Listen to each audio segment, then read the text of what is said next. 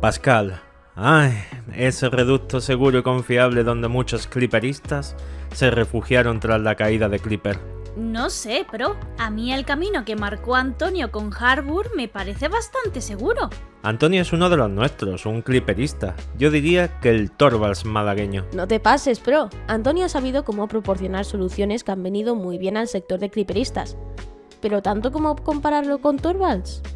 Eso es pasarse. Clipper proporcionó la creación fácil de programas en las décadas donde MS2 era el rey, pero Microsoft apostó fuerte por Windows y aunque hemos visto que Harbour tuvo sus pinitos en Windows, para un nuevo entorno se requiere algo nuevo. ¿Un nuevo lenguaje para unirlos y atarlos a todos en una ventana?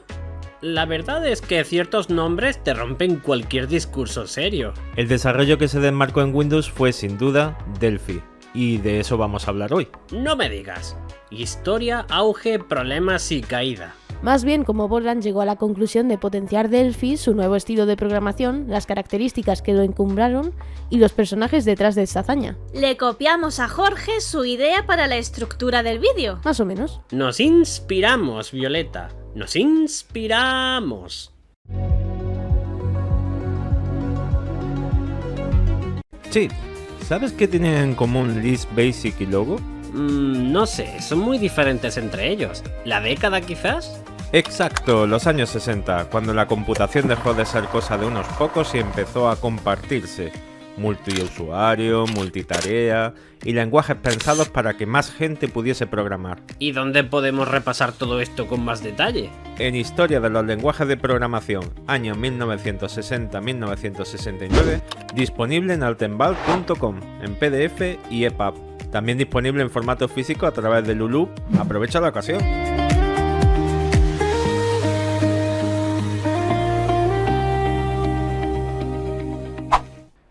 Una nueva esperanza. Tal y como hemos visto en otros capítulos, cuando Windows apareció, el primer beneficiado en todos los sentidos fue Microsoft. No solo por ser el propietario de la plataforma, sino también porque participaba en la provisión de software para la plataforma. ¿Eso no es trampa? Crear la plataforma que se vendía bastante bien y además escribir software como Office o Visual Studio les hace el trabajo muy difícil a la competencia. Totalmente. Creo que hubo algunos juicios por esas fechas, pero recuerda que empresas como Borland ya habían ganado a Microsoft en su plataforma anterior. ¿Cierto? Tanto MS2 como Windows pertenecían a Microsoft y tuvieron una posición privilegiada inicialmente. Aunque el desarrollo de herramientas como Clipper o Turbo Pascal con TurboVision demostraron que aún sin contar con esta ventaja, se les puede ganar a las plataformas en su propio juego. En este caso lo volvieron a hacer. En la década de los años 80 comenzaron a surgir algunas metodologías que desafiaron el status quo de la planificación en cascada. En nuestro capítulo sobre la crisis del software, dijimos que las metodologías ágiles no llegaron hasta el año 2000. Pero no salieron de la nada, Chip. Muchos de los firmantes del manifiesto ágil ya habían desarrollado sus metodologías con bastante antelación. ¿Pero tanta antelación? Es decir, si no recuerdo mal, muchas de estas metodologías son de la década de los 90. Ni a Rapid Application Development ni a Rational Unified Process se les conoce como metodologías ágiles. Es decir, estas metodologías intentaban ser como parches en algo que se veía roto y en este caso RAD, desarrollado por James Martin en IBM, mostró una forma algo más flexible de desarrollar aplicaciones. Entonces Borland se hizo con la metodología RAD, Pascal tal y como lo había evolucionado en sus editores en MS2 y combinó los ingredientes para crear Delphi. No siempre todo es una línea recta, Chip. Eso ya lo tengo claro, aunque sigo intentándolo. Pascal en MS2 evolucionó, y mucho. De hecho, se sirvieron de la fiebre de la orientación a objetos y utilizaron su implementación de Object Pascal como base. Aunque también quisieron agregar una pieza clave para el desarrollo de aplicaciones empresariales en la época: conexión con base de datos. Y la base de datos más usada por empresas era Oracle. ¡Oh, espera! Por los nombres en inglés. Si querías hablar con el oráculo, Oracle, tenías que ir a Delfos, Delphi. ¡Qué ingenioso! Totalmente. Aunque en verdad el entorno iba a tener un nombre más obvio, solo que App Builder, el nombre que les gustó, fue tomado por Novell, que se les adelantó lanzando Novell App Builder.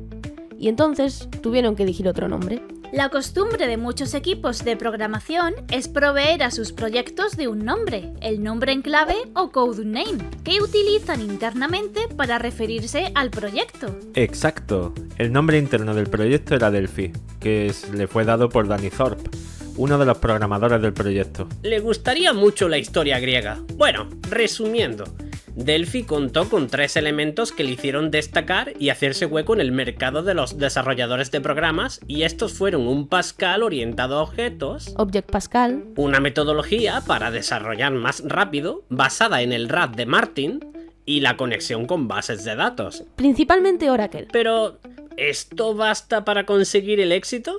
Echemos un vistazo a sus versiones. La era de la fundación. Un poco antes de tener disponible Windows 95, Borland invirtió en crear Delphi, pero enfocándose a Windows 3.1, y en 1995 lanzaron Delphi 1. Fue un golpe en la mesa. Delphi mostraba las ideas y todo el valor que prometían sus pilares en RAD, Pascal y las bases de datos, pero era de 16 bits. Un poco limitado, Hexa, pero aún así, características como su editor doble de diseño y código, su biblioteca estándar para arrastrar y posicionar elementos y el inspector de propiedades de cada elemento dentro de la ventana fueron un antes y un después en el desarrollo de aplicaciones para Windows. Pero chicos, no fue el primero. Visual Basic fue publicado para Windows en 1991 y ya tenía el sistema de arrastrar elementos a un formulario. Exacto. Delphi no fue el primero en implementar todas esas ideas, pero sí fue el primero en implementar una versión completa de RAD, y el uso de Object Pascal les dio más notoriedad por su implementación a objetos. Totalmente. Si tenemos que comparar, creo que Visual Basic no contó con una buena y robusta orientación a objetos hasta visualbasic.net. Y no olvidéis la VCL, esa fue la piedra angular de su éxito, y sobre todo la llegada de Delphi 2, justo un año después, mostrando una gran cantidad de mejoras como un compilador de 32 bits, soporte completo para Windows 95 y otro pasito más para la integración de las bases de datos, su componente BDE o Borland Database Engine. Muy poco tiempo entre Delphi 1 y Delphi 2, ¿no? Un año es mucho en términos de computación, aunque es verdad que no para quienes crean software para empresas. Sin embargo, Delphi cuidó mucho a sus usuarios, haciendo que el cambio no fuese disruptivo o, dicho de otra forma, permitiéndoles cambiar a la nueva versión sin romper nada. Además, al año siguiente, en 1997, llegó Delphi 3, y al año siguiente, en 1998, Delphi 4, cada uno con grandes cambios, pero era necesario. Exacto. Windows cambiaba también cada poco tiempo, primero de Win16 a Win32, después agregando elementos como los ActiveX, los COM, los DCOM, ADO. Era una carrera frenética para mantenerse completamente compatible con todo el entorno de Windows, y al mismo tiempo la promesa de no romper nada. Si creaste un proyecto con Delphi 1, ¿podías abrirlo en Delphi 4 y seguir usándolo tal cual? Esa es la idea, Chip. Borland sabía que su mayor activo era el código hecho por sus usuarios. Cosa que parece que no entendió muy bien Microsoft con Visual Basic. Por ese motivo, Delphi transmitía una sensación de robustez y fiabilidad en comparación con otros. No obstante, el cambio de Delphi 1 a Delphi 2 tuvo sus pequeños problemas al tener que cambiar el compilador de 16 a 32 bits, y algo similar sucedió con la llegada de Delphi 5 en 1999. El cambio de paradigma. Esta versión de Delphi se consideró durante mucho tiempo como la versión de Delphi estable y perfecta, con sus integraciones de XML y el acceso a base de datos ADO o ActiveX Data Object, un estándar de Windows. A principios de los 2000 hubo bastante movimiento porque Borland ya no solo apuntaba a Windows, sino también a Linux, a través de un port que hicieron. ¿Cómo se llamaba? Kidix. Fue polémico porque Linux aún no era una plataforma donde sus usuarios estuviesen dispuestos a gastar dinero en software, crear aplicaciones con interfaces gráficas o enfocarse en su uso empresarial. Además, llegó un momento muy fragmentado en la comunidad. Sus distribuciones aún no estaban preparadas para acoger ese tipo de ideas e implementaciones. Además, significó un estancamiento y una pérdida de foco en Windows que les pasó factura. ¿Dejaron de publicar su versión anual? No, las versiones siguieron llegando cada año. pero cambiaron de VCL a CLX o Component Library for Cross Platform, mostrando que esa biblioteca podría usarse tanto para Windows como para Linux. Solo que no fue así. La CLX tenía componentes que funcionaban bien en Windows pero no en Linux, así que surgieron las primeras fricciones entre los que intentaron proporcionar programas en ambas plataformas. Debían mantener dos proyectos diferentes. Por ese motivo, la mayoría de usuarios se mantuvo en la versión de Delphi 5, pero el peor golpe fue cuando muchos de sus desarrolladores dejaron la compañía. Según veo en esta publicación, Anders, que ya vimos que fue quien creó Turbo Pascal y otros compiladores en Borland, Incluido Delphi, Chip, no te olvides. eso, incluido Delphi, dejó la compañía en 1996, mucho antes de esa ruptura que comentas. Borland demandó a Microsoft por quitarle a muchos de sus empleados en 1997, así que sí, incluso antes de que Delphi 5 fuese publicado, Borland ya experimentó problemas. Centrémonos. Como decíamos, Delphi experimentó un cambio de paradigma para intentar competir con Microsoft en igualdad de condiciones, tanto proporcionando una herramienta para Linux como llevando Delphi a .NET. La era de la modernización. Delphi 8 fue un sistema centrado en .NET y únicamente en .NET. Supongo que tal y como lo dices fue un desastre. Totalmente. Aunque CLR es una buena máquina virtual y gran herramienta, ¿cómo vamos a comparar un compilador nativo con un compilador a bytecode? Diría que no es para tanto, pero parece que supuso una ruptura en la línea de publicación de Delphi. Tanto que Delphi 8 fue la última versión numerada y la siguiente fue Delphi 2005, publicada en 2004, donde mezclaron .NET con Win32. Las versiones con números de años se mantuvieron hasta el fin de Borland y consiguieron levantar cabeza finalmente. Es decir, con Delphi obviamente, Borland en general es otra historia diferente. Parece que consiguieron tener una integración fluida y completa con Windows Vista. ¿Windows Vista? Jóvenes. Bueno, Windows Vista fue un error al igual que Delphi 8 porque se confió demasiado en CLR para la implementación de todo. Fue un tiempo oscuro para el rendimiento, todos intentando usar únicamente máquinas virtuales. Pues con esto ya entramos en la última era. La era embarcadero. Aunque esto sucedió en 2008, uno de los hitos más importantes en esta época sucedió en 2011, con la publicación de Delphi XE2 y su nuevo framework multiplataforma llamado FireMonkey o FMX. Parece que esto supuso un nuevo camino para Delphi, abriendo sus opciones para el desarrollo de soluciones no solo para Windows, sino también para OS X, iOS y Android.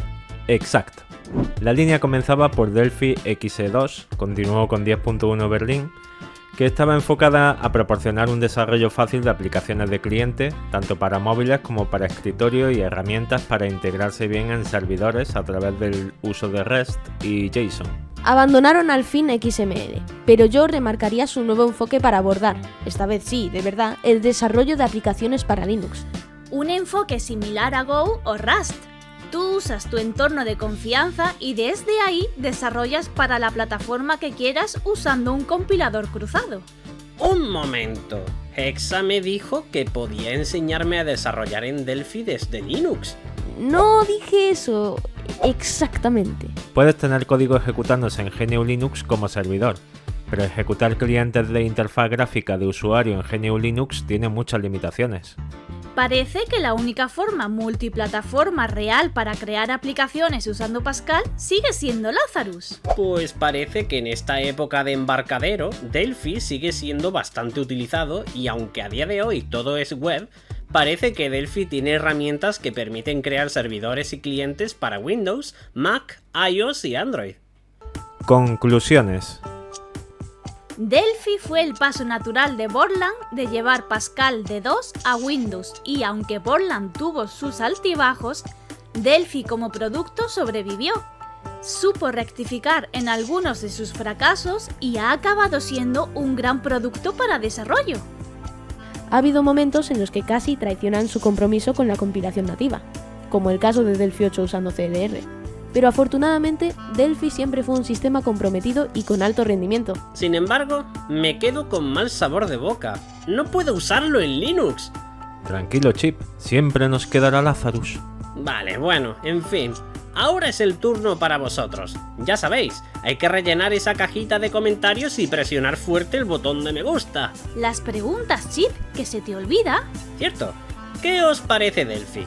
¿Habéis desarrollado aplicaciones de escritorio? ¿Quizás de servidor? ¿Y aplicaciones para Linux? ¿No preferís Lazarus? Déjanos tus comentarios. Estamos a punto de terminar esta tercera temporada. ¿Qué os parece? Pues no tan mal como se veía venir, la verdad. Las valoraciones han sido positivas y la evaluación a Hexa también. Aunque esta temporada ha tenido cosas buenas y muy buenas, ¿qué podemos hacer para superarnos en la siguiente? Pues estaría bien tener ya el curso, ¿no? Bueno, no nos anticipemos, pensemos en más cosas. Además del curso, ¿no? ¿Qué tal si les pedimos a los seguidores algunas sugerencias? ¿Una lluvia de ideas? Continuará.